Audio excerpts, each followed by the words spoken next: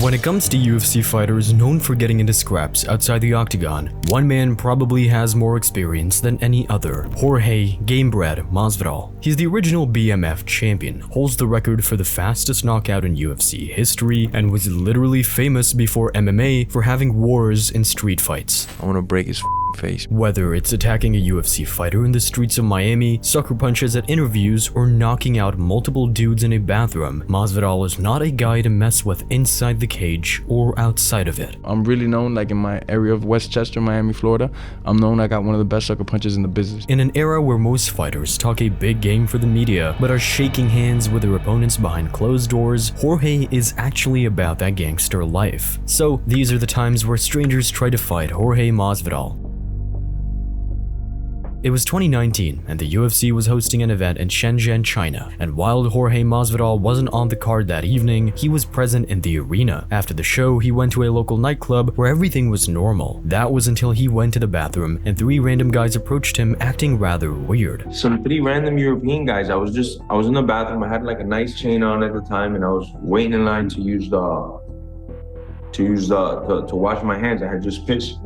So these guys are behind me, and somebody picks up my chain with like their fingers like that and turns to his friend and starts saying something in a language that I'm not understanding. Clearly, they can't have been serious UFC fans, as no one in their right mind would put their hands on Masvidal's chain if they knew who he was. And although doing something disrespectful like that is enough to warrant retaliation from someone like Jorge, the UFC fighter actually tried to de-escalate the situation. And I go like, hey, relax, bro, it's all good, you know, and then like go forward like this, like to get away with it, because he's literally grabbing my chain. Like I've never seen you in my life. You couldn't do that, you know? And then I'm here, I'm looking at the reflection in the mirror, and the guy goes like this and lifts up my chain like an ass. He goes like that to me, and he says something in whatever language he was speaking. Despite his attempts to calm these three guys down, they were presumably just looking to punk, intimidate, or even rob Masvidal. And once it was clear which direction things were about to go, there was only going to be one winner. So I was like, bro, I know what's gonna happen next. If these guys just keep doing it, they're gonna take everything I got, you know? So when I turned around, the guy got in my face, and then yeah, it was like a sleeping bomb went off in there. You knocked him out? The fuck out, him and his two buddies. Wow, you knocked all three out? Yeah, because they all rushed me. The one dude got in my face, I told him to get back, he didn't understand me, he got a little closer, boom, down, his friends come rushing at me. What am I gonna do? Even though all three dudes were unconscious on the floor, that wasn't the end of the story. After still washing his hands and making his exit, Masvidal learned that the Chinese police had arrived at the scene. And if you get arrested in China, their rules are a little stricter than what most would expect. In China, like if you go to jail, you don't see the judge, you don't get bailed for 10 days. So right or wrong, you're gonna be in there for 10 days if you do get arrested. And I wasn't gonna take that chance, so I just took off. Where'd you go? Back to my hotel. And no one came for you? Nobody came for me. Unfortunately for these guys, they had no idea who Jorge Masvidal was, had probably never even heard of MMA, and had to learn the hard way. Now, if you ever hear a story about, I was at a club and I knocked two guys out with 2 punches, you've now met a liar. Except if that guy's Jorge Masvidal. But even if you do know who Masvidal is, it still won't necessarily save you. Just ask Colby Covington. The story between Masvidal and Covington goes much deeper than just their 2022 interaction in Miami that left Masvidal in handcuffs. If you rewind around 10 years, the dynamic was entirely different. That's John, bro. Natural predator courtship. Colby, we're gonna go see World War Z. This is the end. And possibly Superman. You coming? Yeah. Okay. We have to go from one movie to the next. After meeting at American Top Team, Masvidal and Colby became super close friends. Their styles were the perfect opposite to become great training partners, but it was much more than that. They trained together, cornered each other, and even lived together for some time. You know, and we were hanging out, we were cool with each other. And he was living with his chick at the time, and his chick kicked his out of the crib, so he didn't have no one. He had his hand broken. So we got along pretty well. And I had this apartment that was right by by the gym. So I was like, bro, you come crash on my couch a couple months, you know, get your shit right, get your hand right, get a couple scraps, and then pay me back. In short, Colby and Jorge were best friends and pretty much inseparable for a couple of years. But that all began to change a few years later when Colby adopted his new persona to boost his profile. For Masvidal, putting on a fake personality, talking trash on your teammates in gym wasn't cool, especially when he knows better than almost anyone that Colby's entire shtick was an act. I feel that he could have just been beating people, put more time into the craft rather than Twitter and trying to copy other heels, and it would have been fine. Like, this guy just, oh, what is Conor doing today? Let me go do that on a cheaper, shittier way, you know? Like, be f***ing you, bro, you know? Just go out there and beat dudes up and say what you gotta say, and it'll come to you. It took me a while to get here, you know? I had to knock out and beat numerous people, ex-world champions to get here, but it'll come. You don't have to sell out for the dollar, bro. As a result, Colby alienated himself from ATT, his friends, and most definitely Masvidal. So, with the two in the same division, Masvidal having star power, the two became bitter enemies. Just make sure you show up. Just make sure you show up. I lived in Maritz's house. I didn't live in your house. Maritza paid the motherfucking bills. My house. Your children. Yeah, that's a good one. Forget about your children, you deadbeat motherfucking dad. You a deadbeat. Maritza paid for our shit. You're a handout little bitch. You took rich. GVP So loan. that's why You look took at that fucking Obama phone. Look at Hey, that you still cheap- got your Obama phone? You still got your Obama phone? I had an Obama phone. Yeah, you fucking did. You Yeah, lying tell ass me. piece of shit. You're a lying ass piece of shit. Yeah, that's right. When they met in the octagon though, ultimately Colby won pretty convincingly outside of getting dropped in the final round, and after the fight, he supposedly had a lot to say about his former teammate. This guy dropped a video on a podcast, a very known, podcast, you know? I think it was the Nelk Boys. Was it the Nelk Boys? Or... Huge podcast, you know, and he's talking about if he sees me in the streets of Miami, he's literally gonna kill me. And I'm gonna have to call the cops, and he doesn't know who's gonna pay for my hospital bill because the UFC won't be involved, but he says it on video that he's gonna kill me. For Masvidal though, this wasn't the end of the story, only the start, because just 2 weeks later, Jorge tracked Colby down outside of a restaurant in Miami and got serious payback. While wearing a hoodie and surgical mask, Masvidal sucker punched Colby and ran away before anything else could happen, something he's had a lot of experience with before. I'd always usually throw the first punch. I'm really known, like in my area of Westchester, Miami, Florida. I'm known I got one of the best sucker punches in the business, you know? Sucker punches? Sucker punches. That's not a good thing to be known for. Hell yeah, it is in the street, it is. If like you're a real street dude, you know that you don't tell somebody, hey, me and you outside. Sure. You might get shot, you might get killed, you know, so you learn to have like a really good sucker punch and a really good 50-yard dash. It left Colby with red marks on his face and also a broken tooth. The news left the MMA community torn. Some said Colby got what he deserved and shouldn't have spoken against Masvidal like that considering how well he knew him, while others felt Masvidal's actions were cowardly, saying the two had 25 minutes in the octagon to settle the score and that should have been the end of it. Either way, it ended up with Masvidal arrested and in handcuffs. As UFC superstar Jorge Masvidal heads to jail. He actually hops out of the Miami Beach police car and runs in, but our cameras catch him. He's headed to jail. Take a look at this image on your screen right now. This is the mugshot of Jorge Masvidal just released.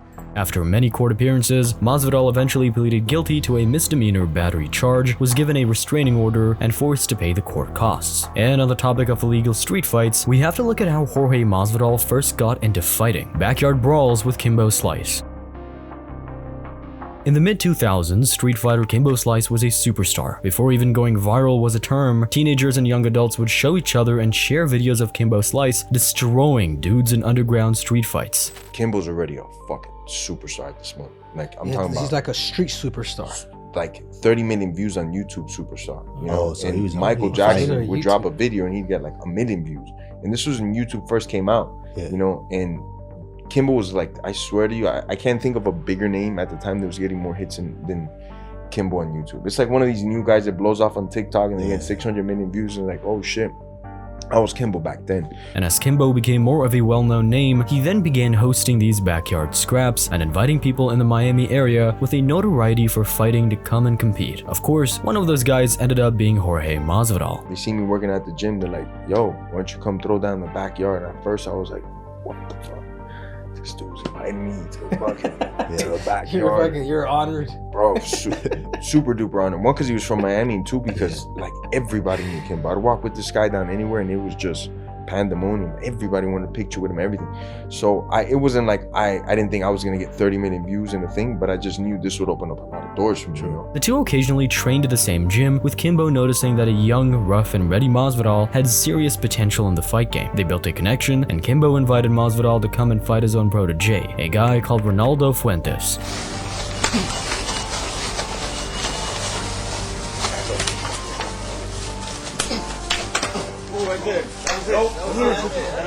And for a little extra cash, the chance to earn some more street cred, Masvidal was more than happy to accept. But Ray was older, significantly bigger, and not shy of a fistfight. In fact, he had already knocked out another dude in a matter of seconds right in front of Masvidal's eyes.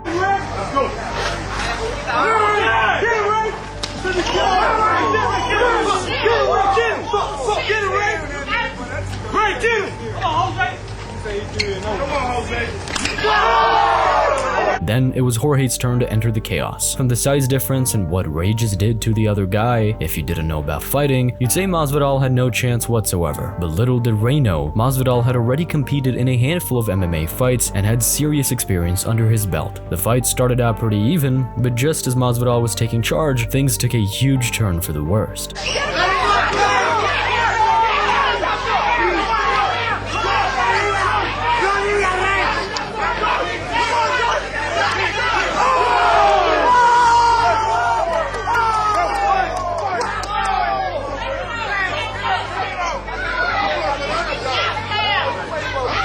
But with Ray being a street fighter, he didn't have the conditioning to pour on the pressure. So as the minutes ticked by, all of a sudden Masvidal was gaining the upper hand.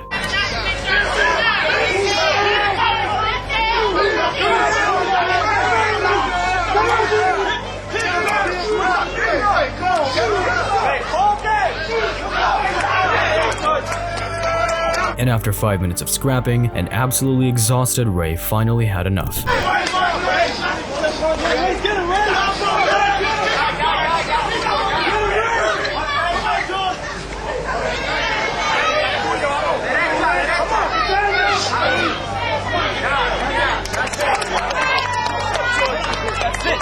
In the end, he had to be dragged into a car by his friends while Masvidal celebrated the win. But despite the victory, the story between the two was far from over. The fight was so exciting that Kimbo set up a rematch between the two, and this time Ray knew the challenge ahead of him and even had a mini fight camp of sorts to prepare.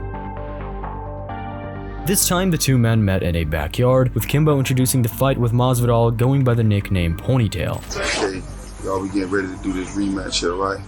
We got Ponytail and Ray. This thing about to be real serious. As you know, we always keep this thing on the DL. You know what I'm saying? This is strictly underground. Yet again, things started pretty evenly until Masvidal felt the full force of a right hand. Respira, respira, man. Respira, respira que lo tiene. Fight. Respira, bro, dale. 1,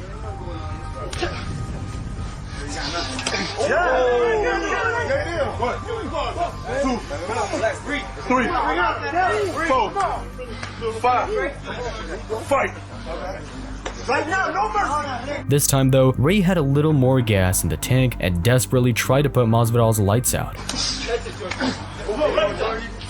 Oh, coño. Okay. Let go. Break it up. Take a breath. Dale, termina. Only guys gotta finish this. Get a hands up. Loose.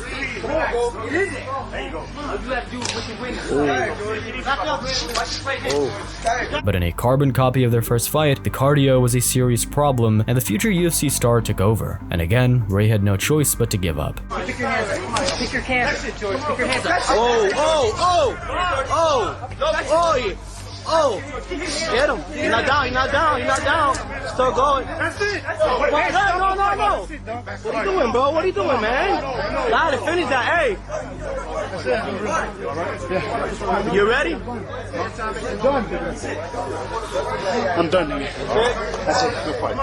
The two men showed one another respect, and that was the end of them fighting one another. To this day, Masvidal still claims this backyard rematch as one of his toughest fights of all time. And since then, I've always been cool with Ray. We've ran into each other numerous places, and it's always nothing but love. The dude's a fucking warrior, man. Ended up being one of my toughest fights, and I didn't even know. I just thought, man, another street fight. But back in 2019, the UFC actually tracked down Ray for an interview, and it turned out his fights with Jorge inspired him to take up MMA. He said he ended up going 10-2 as an amateur, and even won his only professional fight, but due to injuries and a lack of money, decided to stick with his day job. Now Masvidal is one of his favorite fighters to watch, and the two even ran into each other years later with their kids and said hello to one another. But someone Masvidal ran into that it didn't end well for was one Leon Edwards. It was 2019 and the UFC was in London, England. Leon Edwards had beat Gunnar Nelson in the co-main, and Masvidal silenced the O2 Arena after knocking out Darren Till in the main event. And as per any UFC show, the winners were doing their backstage interviews when one of Masvidal's most viral moments went down. Let's talk about that opening sequence. Maybe not. If you, hey, come over here, say it in my face, bro.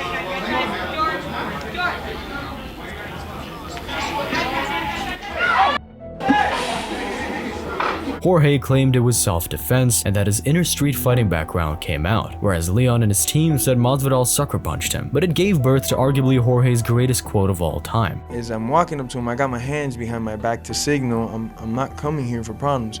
But he put his hands up like this, it's on video, and he walks towards me. Well, where I'm from, if you do that, you're gonna punch me in the face, and that's not gonna happen, Leon. You're a dork, you're JV beta, you are what you are, bro. You're just a loser in life, man. You're not gonna get a hit off me, you know? So I had to give him the 3-piece with the soda and then just glide out of it. Ironically, Leon was begging for a fight in the aftermath, but instead Masvidal went on to have one of the greatest years in UFC history, KOing Till, the flying knee against Ben Askren, and winning the BMF title against Nate Diaz. But once Leon Edwards won the welterweight title a couple of years later, all of a sudden Masvidal was the one who wanted to fight. Sadly, the two never ended up meeting inside the octagon, and it'll remain one of those unresolved mysteries. But one we did get to see was where the East Coast gangster Masvidal went toe-to-toe with the West Coast counterpart Nate Diaz.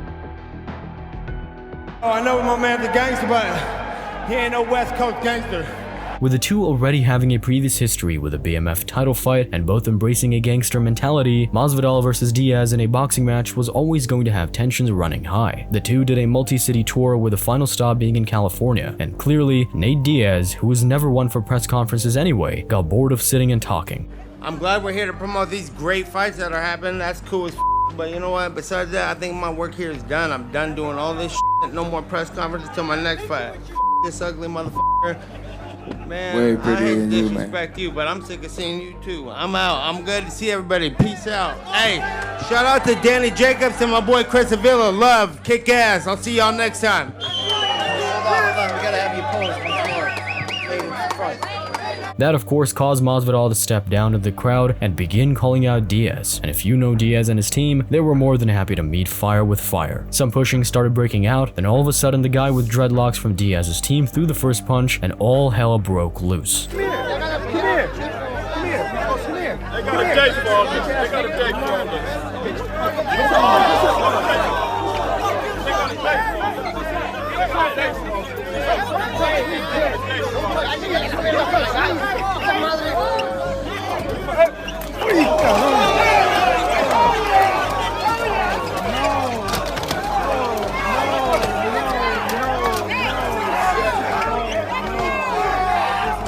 With his boxing match just days away, Masvidal himself didn't get into the action too much. Instead, it was his 40-year-old boxing coach Jorge Masvidal in the red t-shirt. It looked like Masvidal ate a lot of shots, but then Diaz's teammate was the one left with a nasty cut above his eye.